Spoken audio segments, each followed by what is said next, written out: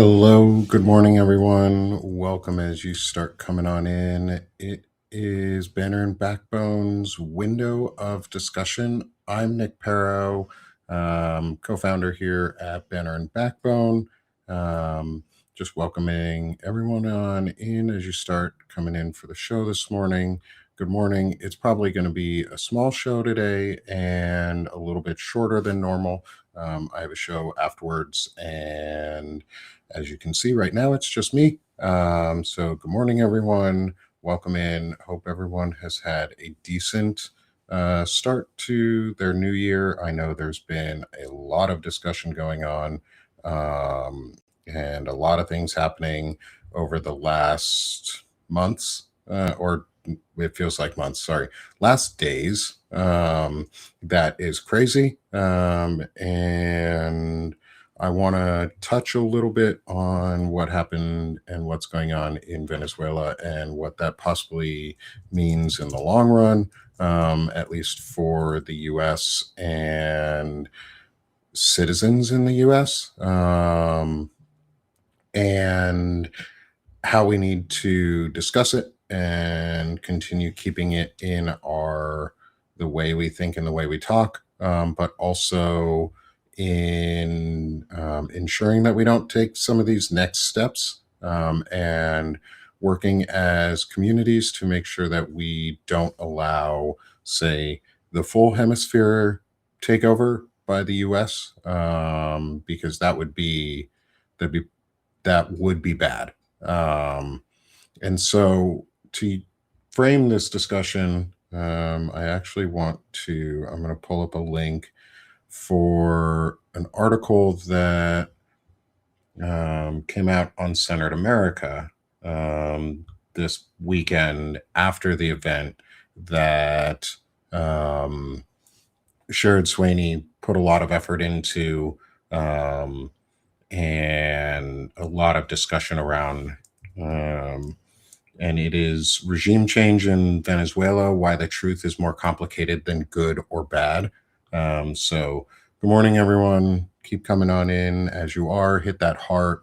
Um, we are going to do a shorter discussion today, but it's going to be a discussion around Venezuela, and intentful actions, and how we can focus our efforts towards ensuring that we make it known that the American populace is against invasion of sovereign nations, and is against the invasion of NATO allies and is against the invasion of American hemisphere wide domination efforts.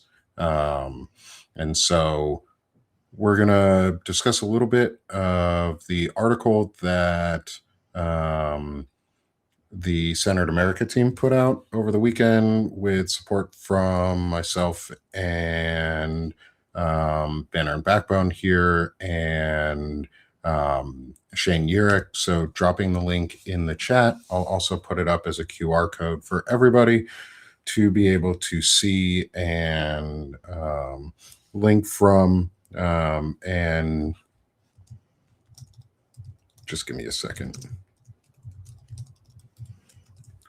as I put the QR code up. Okay, so and here's our QR code. It's I just put it as Venezuelan change for the name, and I'll even share the screen for it, so that everyone can view what's going on here. I'll do it with this one.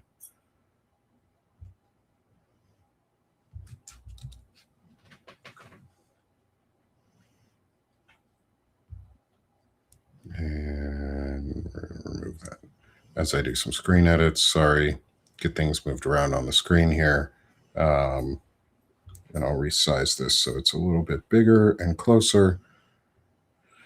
Okay, so we're going to go over a little bit of what happened in Venezuela, and I'm doing this framing under the guise of intent and actionable intent. So, why I'm bringing up the Venezuela stuff is it's really important. The U.S. struck Venezuela in a raid that resulted in at least 80 deaths at this point that we know of. Some of those are military, some of those are police, others of those are civilian. And so we have to keep that very center in mind, is that the US did a raid and we caused 80 deaths to get one person, two people actually, because we then kidnapped President Nicolas Maduro of Venezuela and his wife for policing matters, for US law. Like, we were enforcing a US indictment, not an international one, not a global one, not one from the international community, the ICC, the International Criminal Court system. We were just enforcing a US authorized indictment of criminal gun charges, and not even about drugs. So good morning, everyone. As you come on in, we're obviously talking about Venezuela and the debacle that is ongoing now because of that, and our ownership idea from the US, where we are now discussing it we um, as we are now taking over and we are corporatizing and owning the US and running it through Marco Rubio and Pete Hegseth. That's what it, and probably Shadow President Stephen Miller. Like, that's what is going to happen until they're going to try that. We'll see if the Venezuelans play along. I don't think they will in the end, because we kidnapped Nicolas Maduro, and then his vice president, the entire cabinet, and senior leaders all stayed, and they are Maduro supporters. Obviously, they were in his cabinet and in his regime and presidency, and their government is still intact. So we didn't do anything. We just killed 80 civilians, bombed a bunch of areas in Caracas, including one of the scientific research areas, because it had communication systems, and was probably doubling, much like many of ours probably do, doubled as a military communication site and system and amplifier. And so we bombed it. We bombed a scientific research center just to destroy the communication system, and we destroyed innocent lives. We hit neighborhoods, and there's been at least 80 people who have died. So we have to keep that in mind as we go through all this. It is a law enforcement action, not a military one, and that's a big difference too. The president is framing this as a law enforcement action, which means we're just applying US law to international individuals without applying US law at home. Um, what do you, David? I'm unsure what you mean by where. We're talking about the indictment and capture of Nicolas Maduro from Venezuela, the kidnapping of him, and the indictment out of, I think the indictment was out of the Southern District of New York's federal office. Oh, okay. No worries, David. Just wanted to make sure we were clear. Out of Venezuela, and Southern District of New York, is the indicting, I believe, the indicting office for the charges, like gun smuggling and gun possession and something else. Nothing about, it's not about drugs. It's not about drugs. They lied about the framing, which means all of the original boat strikes need to be further questioned by Congress. And I hope Senator Mark Kelly and Senator Tammy Duckworth are continuing their efforts, even with all of the bullshit. And that they continue to investigate what's going on and demand oversight. Because if this was about oil and not about drugs, you do not get to come in and go, hey, we're going to start a, quote, armed conflict on narco terrorism, and then go into another country just for oil and natural resources and then say that out loud. Well, if that was the intent, you should have said that when you declared an armed conflict, was that we were in an armed conflict for oil. because the lie will prove to be the downfall in all of this. The lie is what is going to hurt them and help us and help the people of Venezuela and get us out of there in the end. So what do we know is, like I said, is we kidnapped President Nicolas Maduro out of Venezuela. Do I think he's a good person? I don't know. Yes, no, I don't care. We have worse people in our country running our country. Venezuela had social health systems and social services that and healthcare and education that actually cared about its population. We have a country run by a pedophile and an international criminal organization. So tell me who's worse. Tell me, like, if that's what they want, um, if that's how they want to frame it, then somebody should come into the US, kidnap our president, vice president, and their families and all of that, and everybody in the world should celebrate, because um that's what they're saying the precedent is. And I want to stop all of us in the chat from saying it's a distraction. It's not a fucking distraction. We killed 80 people and bombed a country and kidnapped a sovereign head of state. That is not a distraction. Both are terrible, both are true, and both are equally part of the same thing. Epstein is leverage. Epstein is what we know about, like, Venezuela is important, just as important, because it's part of their plan. The Epstein stuff is equally as important, if not more important, yes, but it's not a distraction from Epstein. We have to stop saying that it's a distraction, because not everything is a distraction. We're past distraction phase.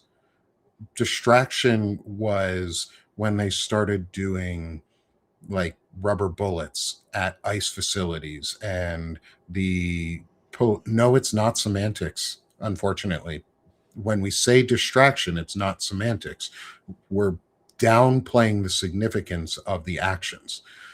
We also, I think people need to stop saying that these people cannot think past 30 seconds or one day or 5 minutes. They have a 40-year plan that they enacted, and now they're running Project 2025 as a playbook. They have a strategy. They they plan this all out. It's not that they cannot think past 30 seconds. Maybe Donald Trump can't think past himself, but everyone around him who is running the actual regime and doing the actions and hurting innocent people here in the US and abroad has a plan. They're doing it through a plan. Like, it's it's clear to me anyways that this is not a distraction. Kidnapping a head of state is not a distraction. Yeah, and we've killed over we've also sunk over 30 boats. We've killed, like, over 100 people in the ocean. We've left survivors stranded who are probably now dead. We've hunted down 3 oil tankers. We're wasting millions and millions and millions and millions of taxpayer dollars for nothing. That's what I want. That's my opinion on all of this, is we're wasting it on nothing.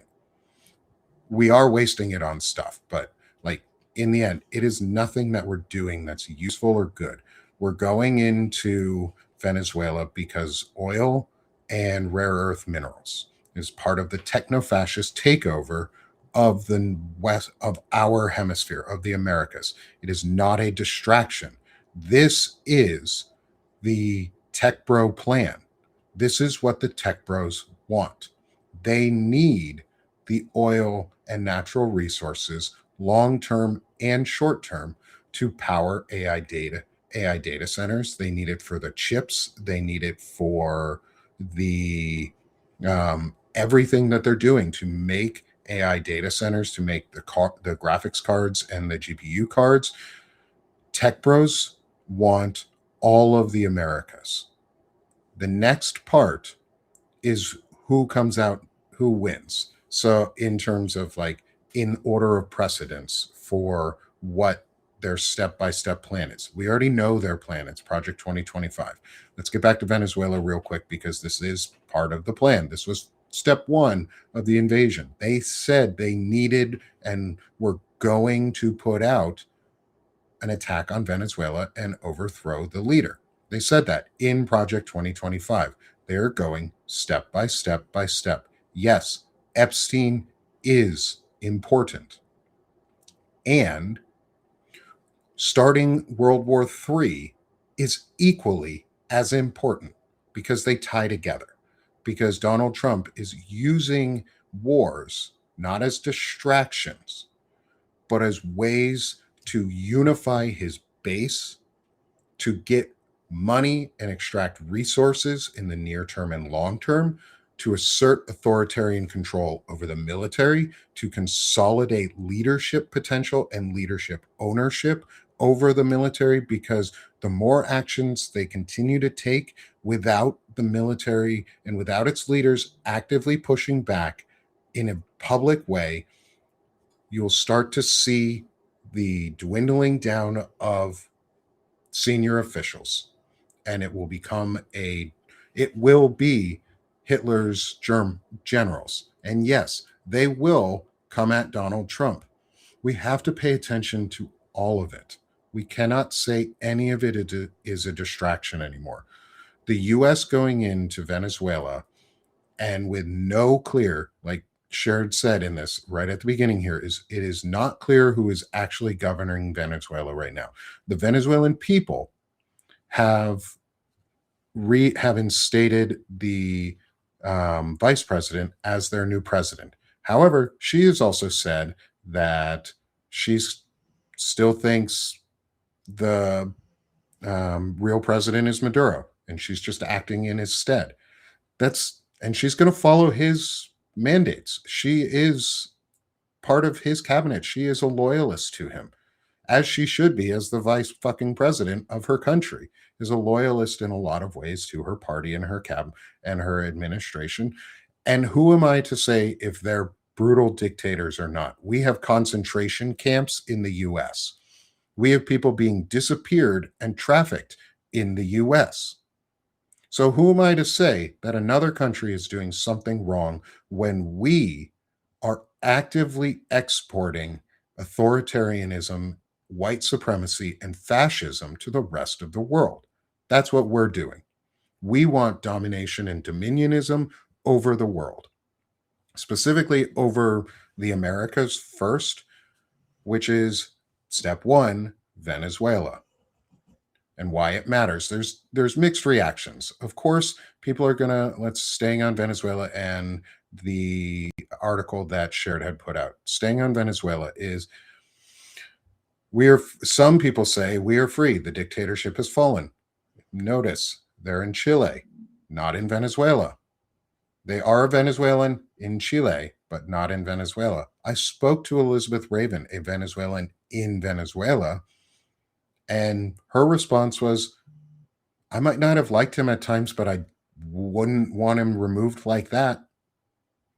That's not how we do it. That's not how we want to do it. We've had a history of that happening because the US in general, for the last like 60 years, has aggressively used South America, non US or Canadian countries as training grounds for the CIA to overthrow whatever leaders they want and attempt to do empire building. We're really bad at empire building in the US, really, really bad at it. And Elizabeth Raven and I just talked about the similarities between us and Venezuelans. And guess what, y'all? They're basically just like us. Like there's no difference in who these folks are compared to us because they're just normal folks. Most of them, and if you notice, none of them want to get rid of their social systems. Whereas in the US, our hardliners hate us. Our hardliners don't care about any of our worth and value. The Venezuelans, from what I have heard so far, is that they like even internationally, these hardliners, they want to, even if they want to come in on more authoritarian wings, they're not getting rid of their social services. Like, they're at least taking care of their people in a way that the US is not. The US doesn't care about its own people. The US doesn't care about anyone outside of the US itself. It doesn't care about the global populace. Our government cares about one thing, especially right now. The white supremacist fascist regime that is in the US government wants money, power, and that's it. They're greedy, and that's it. That's all they care about is corporate interest and oligarchy. That's what they want. This is step one from Project 2025 for the invasions of the Americas. They said they were going to take out the leader of Venezuela and overthrow the government and now run it. And that's what they're doing. They're going to try and run Venezuela. We're really bad at empire building with good people in charge. We're going to be worse at it with these people because Stephen Miller, Russell Vought, Pete Hegseth, like Marco Rubio, they're not smart enough individually to do this work. And they're not smart enough to put together competent teams to do needed work to actually do empire building. Even our good empire builders were bad at it in the US. We're bad at it outside of the continental US and Alaska and Hawaii and some of our territories that we seized during World War II. That was part of our empire building. So we have done some, but on the whole, we're really bad at it. So my thought, we should have stayed the fuck out of Venezuela, and our congressional leaders need to demand to continue oversight on Venezuela and the Caribbean and the actions that led up to it, because this was stated as a war on narco-terrorism. Yet the only result is talking about oil.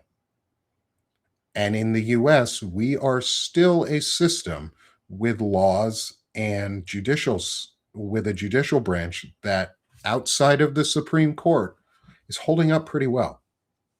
It's holding up pretty well, which is good. And that means we have laws and rules that still need to be followed. And part of that is congressional oversight. And the Senate, at least the Democrats in the Senate, such as Mark Kelly and Tammy Duckworth, are continuing their work to ensure that the oversight is done and the truth is known. Because you cannot state and start an armed conflict on one thing and then expect to get away with it for another. George Bush tried that, and we got into 20 fucking years of war in Afghanistan and Iraq, and it led to nothing. It led to millions of us having fucking issues because of it. It led to millions of us being disabled, having new conditions, and having our lives shortened. I've had friends die randomly through cancers that just came out of nowhere because they went to Afghanistan or Iraq multiple times. They just died. It has caused so much damage and trauma. We have a failure in jungles too. We have a history of failure in jungles, and the Venezuelans are going to be no different. If we have to go in there to control a nation like this, we have to put boots on the ground. And we're really bad in countries where there are forests, where they are very deeply the jungle wants to kill you. Venezuela is going to be Vietnam on steroids. So let's go into some of the emotions that are coming out of Venezuela real quick. Hey, also, if you saw him come in the chat, good morning, Zev Shalev. Welcome, my friend. Please go and subscribe to him. Scroll up on the chat if you're in Substack and hit his name on the Substack chat. You'll be able to subscribe right from there. He is an incredible reporter, investigative journalist. He's also a friend who's doing a lot of really good work and is really putting. He and Ellie Leonard are going to be the heroes of our generation in a lot of ways. And everyone who's supporting and has done so much work around the Epstein um, files and what is coming out of that. And that's one of the reasons I can talk about Venezuela without having to always talk about Epstein, because we have folks who that is right now their life's work. Like, they are putting in life's work to ensure that we take down the pedophile criminal regime that is controlling the US. Do I think Nicolas Maduro was a good person? No. Do I feel do some people feel relief that he is gone? Yes. Do some people feel dread? Also yes, because it causes fucking instability. Do I feel like we should have judged Nicolas Maduro in any way, shape, or form? No, because we need to take care of our own house first. And so this episode is actions with intent. And so my intent is to continue to talk truth about how we can take down this system of white supremacy and the system of exporting it and exporting our flaws and our authoritarianism to other countries. Because that's what we're doing. Our empire building is authoritarianism building. It is not democracy building. So we are taking down a democratically elected president. There have been, um, I talked to folks like T from This Will Hold, and we're talking about like the fact that there are claims that Nicolas Maduro stole the election in Venezuela, yet there has been no official audit done or recounts done. We cannot verify that. But the Democrats in the US and Republicans all stay on a single message of Nicolas Maduro stole the election and is a brutal dictator. Will I say he's not? No. But I'm also not going to just buy the CIA lie that he is, or the US propagandized lie that he is. We see Latin American and South American countries in the US through the lens of white supremacy. They are south of the border. That is a derogatory term in the US, is if you're south of the border, you're lesser, you're not as good, you're other than. You aren't white, is what that means. We have been exporting white nationalism to other countries for generations. The Nazis were inspired by the Confederacy and the KKK. We exported fascism to Germany and created Nazis. That is part of our sin as the Americans. Do I feel shame and guilt? No, because I didn't do it. Do I accept that that's part of our history and we need to reconcile that and we need to fix it? Abso-fucking-lutely. So both reactions, as Sherry points out in this, are true. Is some people feel relief, some people feel dread. Just like in the US, if somebody say were to come and kidnap our head of state, some people would feel relief. Many people in the US would feel relief. At the same time, almost every person will feel a sense of dread. Probably every person will feel a sense of dread because the uncertainty that comes next. What happens next is always a dreadful question when your president or your leader gets kidnapped by another country. US world order and post World War II world order established by NATO and the UN was to prevent this. Yes, Hitler was inspired by Mussolini, but we exported the Nazis themselves got their ideas of fascism from the KKK. They were inspired by the KKK. That's known history in the US. We also had German American Bund, which was the pro-Nazi party in the US that actively worked in conjunction prior to World War II with Nazi leadership and Nazi members to Nazify the US. Those were summer camps. Those were white-only summer camps, which just so we're all, I'll come real close and say this. Those were replaced by religious Bible camps and, say, Mormon all-white kids summer camps. German American Bund never went away. it rebranded as Christian nationalism. Don't send your children to Bible camp in the summer unless you know that that church actively promotes equity, equality, and dignity for everyone. We need to get used to. My intent is to continue to call out the shit that is going on. Yeah, watch the PBS special, Nazi Town, USA. It's all about the German American Bund. We're getting a little off topic here, but that's okay because I like these types of tangents. And with you guys asking questions in the chat, it's great to be able to discuss this and get some information out. And so my intent is to be clear on the information I provide, be in, and ensure that you guys, as always, have actions that we can take as a community to push back on this.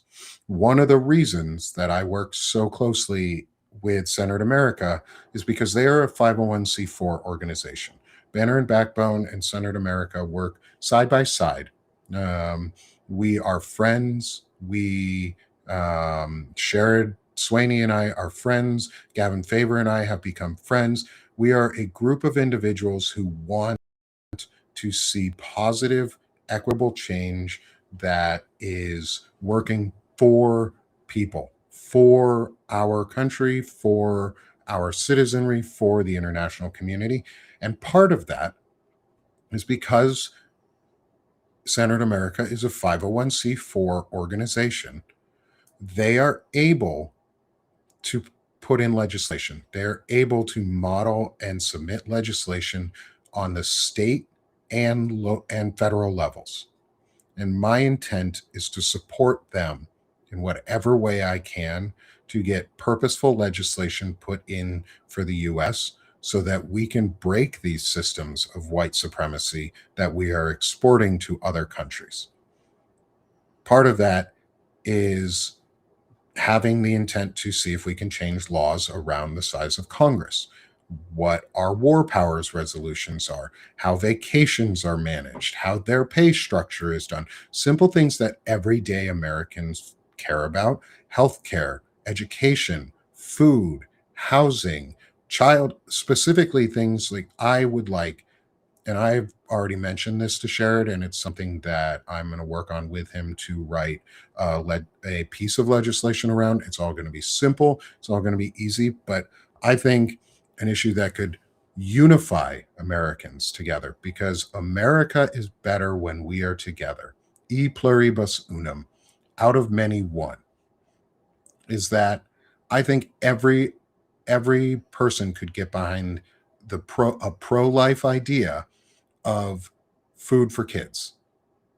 Food for kids that is distributed through or at schools all year round, 2 meals a day at least for every child in the US. And that's it. Every child is guaranteed food. Parents will get there. But if your kids are healthy and your kids have food, we will be a better country just for that. Just for that. I think we could get there. And I wanted to call it the pro lunches for adolescents and youth, or play act. That way, something fun, something people can get behind. Because who wouldn't want to be behind the play act?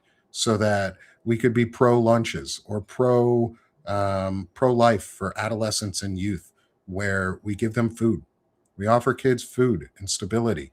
Like, that is social consciousness and action. Will it pass in this Congress?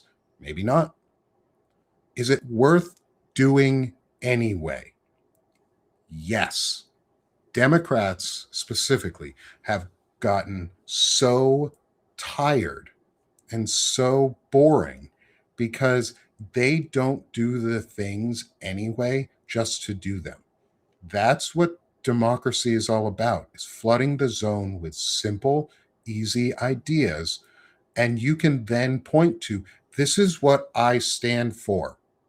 This is what I have voted on. This is what I have brought to the floor. This is what they refused to allow me to bring to the floor because I wanted to vote for the Play Act. I wanted to feed children, and they said no. Do it anyway. Do it anyway. The Democrats are so fucking afraid to do it anyway. So fucking do it. I hope that we have in this new crop of Democrats that are going to get elected, I hope we have folks who are strong enough to do what Chris Goldsmith said, which is name everything, put a bill out that says anything that has Trump's name on it has to also have Epstein's name on it, but Epstein comes first. So the Trump ballroom is the Epstein Trump ballroom. The anywhere there's a picture or flag hanging with Trump, it also has to include an Epstein flag.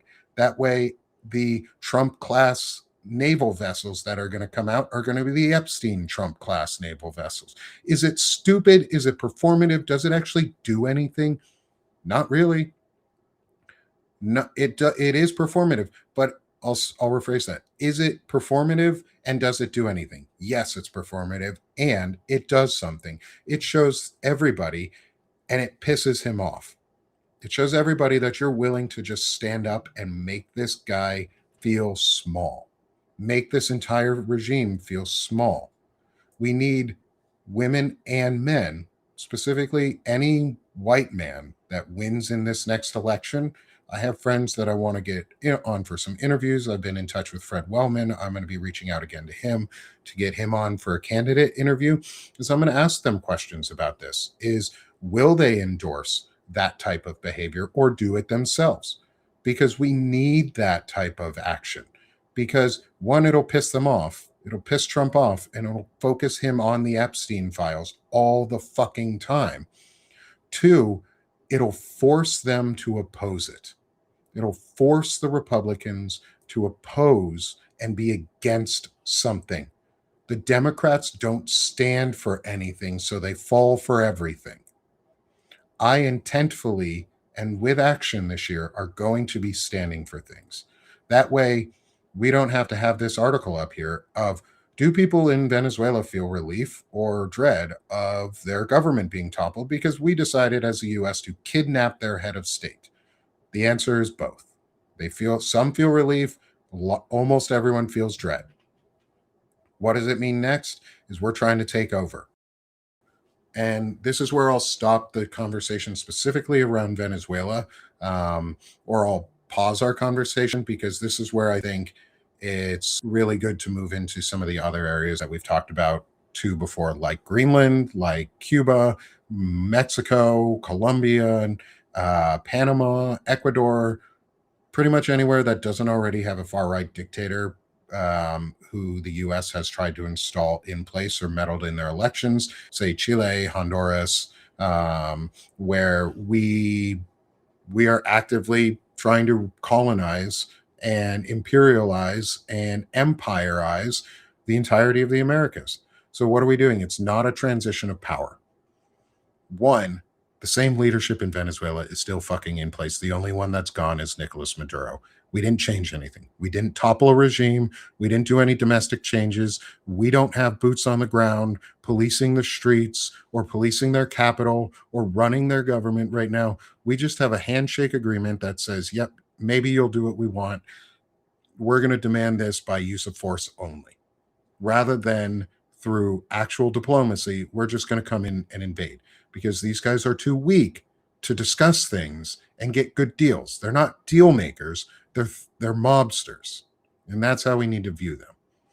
So we're taking over Venezuela, or we want to take over Venezuela for a corporatist grab, for corporate America, for the tech bros, for the oil companies if they want it, which I doubt are going to be. They again, that's what monsters and thugs. Not this is inspired by the right. This is inspired by Italian mobs. This is inspired by the Jewish mafia. This is inspired by any of the mafias that are out there. This is what Donald Trump is. And right now, his mafia tactic is going to be to take over, like he's already said, a democratically elected state. Sorry if you keep losing audio. I'm not quite sure what's happening there. Nothing's changing on my end. It could be my connection. I'm sorry, everyone. But he's going to run the state using Marco Rubio and Pete Hegseth, which is dumb as shit. Because they have no idea what they're doing. There's no step 2 or 3 of taking Nicolas Maduro. It was take the guy, and that was about it. And so, what does this mean next for us, though? Is now that we've set this precedent, and if Congress is unwilling to do anything further or get a War Powers Resolution Act out or anything, the precedent will be set by our government that it is okay for the military, for the president to just take over another country or remove its head of state just because he doesn't like them. Yes, the president has always had the authority to be the commander in chief. That's their job. Their job is to be the commander in chief of the military as a civilian entity for oversight on military action. All of that action is supposed to be pre-vetted and planned ahead of time, not just on the whim of one dude who is having a bad day. And so, yes, the military and the US has always been able to do this. Is that the right answer anyway? Fuck no. No, it's not. Because we've always had a precedent in place where if we were going to declare war, it has to be done by Congress. We have to then appropriate it by Congress. We do that so that the American people have a debate and have a voice in the discussion around war. That changed during the global war on terror and has changed throughout our US history because we're very bad at stopping authoritarianism in our own country. We are very good at exporting it to other countries. Is the war powers resolutions due to the global war on terror have allowed presidents to get away with much more authoritarian style military leadership. We have set our own stage for this to happen with the war on terror. The dog bells are going off. And you're right. No, our Congress doesn't work that way right now. We do not have a functioning House of Congress because we have insurrectionists and traitors who are leading it. We have insurrectionists and traitors who are running our government. In 3 different branches, we have insurrectionists and traitors running our country. We have the new Confederacy taking over our country. They planted the Confederate flag on the Capitol during January 6th, 5 years ago. This is a new Confederacy. They want to install a separate system of government over the Constitution. They want to remove it. We need to talk about it like that. That's why Walter Ryan and I were discussing yesterday on my show with him, Notes of the Week, that maybe we should stop talking about them in the lens of we should be talking about them in the lens of fascism, but we also need to be making sure we talk about it in the lens of this is a white nationalist, white supremacy presidency. This is the KKK platform that is ruling America. We need to talk about it in that way because that hits home much more for people. Semantics are really important. And I think with all the investigations that should have led to criminal prosecutions, yes, he is a treasonous president. He is a treasonous president. We've known that for a long time. We're not good at prosecuting treason in the US. We've done it only a couple times, and we have never successfully impeached a president in the US either.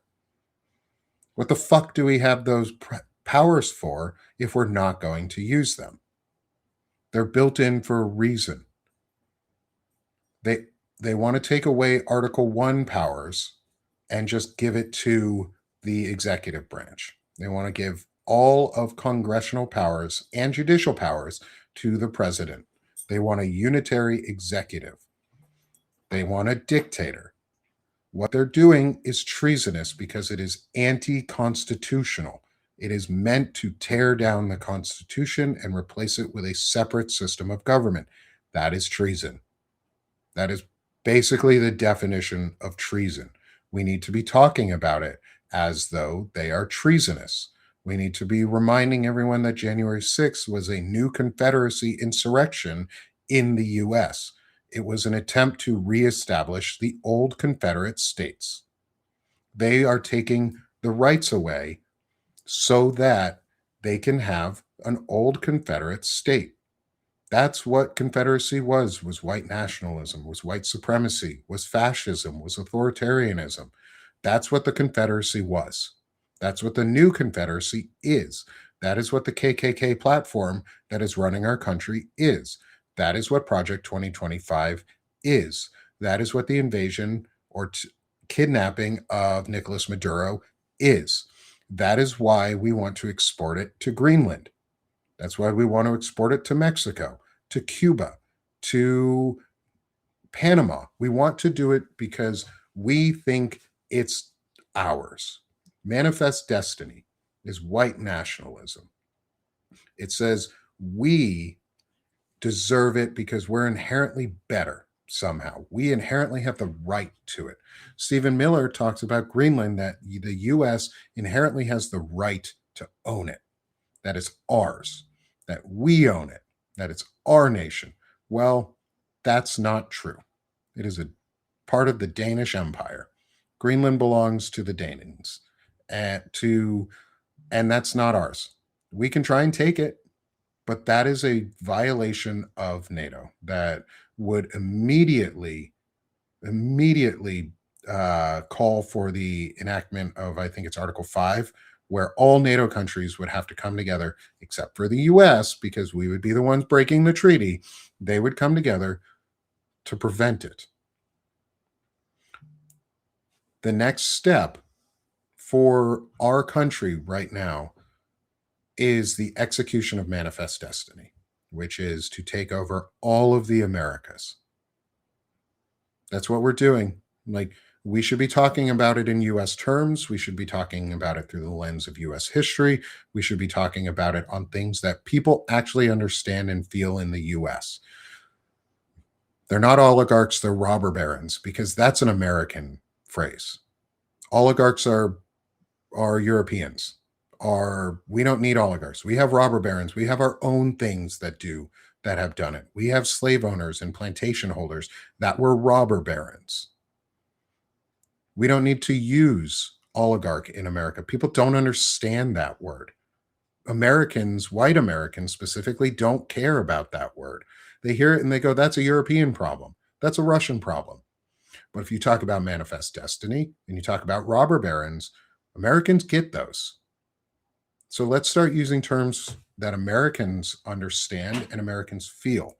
Manifest Destiny is white nationalism. It gave us the permission, and it gave the early Mormon church the permission to go across the US, go out west, eventually settle in Utah, and genocide the entirety of the native population that they saw. They just wiped them the fuck out, every single one of them. If Mormons came across Native Americans in early settlement as we expanded west during early Manifest Destiny days, they genocided and slaughtered Native Americans just because they weren't white enough, because they weren't good enough for white Jesus that Joseph Smith, a grifter and fraudster, sold them. Mormonism is based on a grifter and fraudster's lies. I don't have problems with many Mormons. They're really nice people. You got to admit the beginnings of your church, though, is you genocided a group of people as a white nationalist church. That's who you are. That is your history. That's your legacy. You are white nationalism. We are spreading that through a new Manifest Destiny into other countries. We've been doing it on the we have been doing it on the international stage in Latin America and South America for years. For 60 years or more, the CIA has been attempting small manifest destiny operations and installing different dictators to export our values of white supremacy. It is all about white supremacy. This this is what my focus will be for the next year until the end of time, whatever it has to be. Maybe I'll just never shut up about it. Is white supremacy hurts everyone. And my intent is to tear that shit down over the next year. My actions are going to be solely focused on that. My actions are going to prov- promote and provide, hopefully, legislative change or legislative options that can be used so that people can thrive, so that America can have some nice fucking things.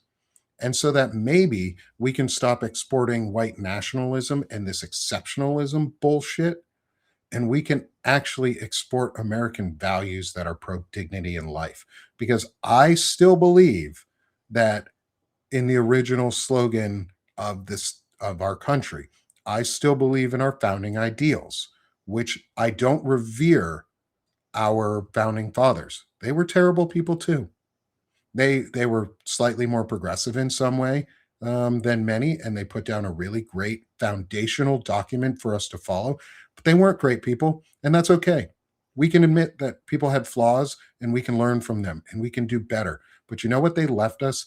They left us a nation where we are supposed to be out of many one. E pluribus unum, out of many one. That means out of many people, out of many colors, out of many statuses, out of many things, we create one more perfect union. We join together to create a more perfect union in the pursuit of happiness. Oppression is the opposite of happiness. You cannot be happy while you are oppressed and while you are abused and while you are beaten down. I believe in the ideals of what America is, what so many Americans are, not what we should be, but what so many of us are right now, right here in this moment. You, those who believe in dignity, those who believe in equality, those who believe that we need to preserve the union to make it more perfect, to strive for the ideal, to strive for exceptional as a people, as many, into one great nation. Not because we individually, as just one group of people, are better than any, because the whole makes us all better. Trump thinks it's out of one, many ideas pop out. Out of one asshole, many solutions can happen. That's not how it is. I'm going to fight for, and yeah, it'll fail, is I'm going to fight to have our national slogan returned to E pluribus unum rather than in God we trust. We have to do that. That's part of white nationalism. That's part of tearing down the white nationalist system is confronting confronting that we have a system that is completely built on the idea of subjugation and that it hurts everyone and that we need to get out of that system. And even if things are going to fail, we have to try anyway. Because if you don't try anyway, it will fail 100% of the time. Everything fails 100% of the time. Everything fails 100% of the time if we use the supremacy. And we need to continue push back on this system actively. Sorry, I'm getting a second show set up while I'm doing this. So I'm going to be finishing up our. I know I said I was going to try and keep this short, but I guess I didn't. Um, is um, and um, yeah. And sorry, going back to what I was saying is you lose every shot you don't take. You miss every shot you don't take. If you just decide that you're not going to try, if you don't put in the effort, you're not going to win ever at all. You're always going to lose. You're going to lose. You're going to lose 100% of the time if you don't try.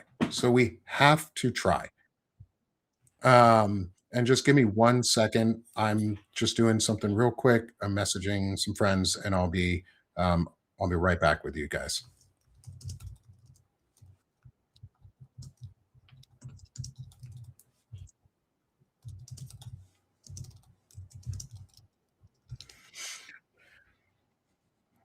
So, and we and it's and yeah, we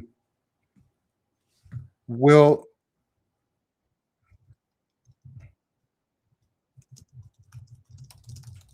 And so yeah, maybe we can do the um maybe we can try and find a better quote than Wayne Gretzky. Yes. Um is is maybe we should take those shots though anyways, even if we can't, like even if we're not supposed to take those shots, or we think we're not going to win or get them or even succeed, we still have to try. We still have to try. If we don't try, we lose always. We lose all the time if we do not try. And so I'm gonna come out and I'm gonna try every day while we're out here. Yeah, maybe Eminem's one shot. And we are going to go out here and we're going to try every day. I'm going to work with Centered America. I'm going to work with my friends on all my friends through Banner and Backbone. I'm going to continue to reach out and work with others in our community and our growing community, such as the Find Out podcast, folks like Zev Shalev and Dean Blundell and Lev Parnas. Shane Yurick and I have started working more closely with them at times, and we're really glad to be building that foundation. And that um, that system together because we need it. We all need that system of accountability. We need that system of folks who are out there telling the truth. So go follow folks like who I just named. Follow the show or the friends that I have normally on this show. Go follow Centered America and Sherrod Swaney and Gavin Favor, and follow Evan Fields, follow Melissa Corrigan, Lawrence Winterman, Walter Ryan. If you haven't looked or read Walter's review of Loretta Ross's book, um, what is it? Sorry, is um, Calling In, a book called Calling In, Loretta Ross. This this review, go read it. Be part of these communities, build these structures with us, and help us expand so that we can continue growing here on Banner and Backbone, but also we can be more action focused. I'm going to be starting. I know we have friends in the community who are working on networking and calendar systems and scheduling tools so that we can all have a much easier communication structure with each other. That's part of our action focus.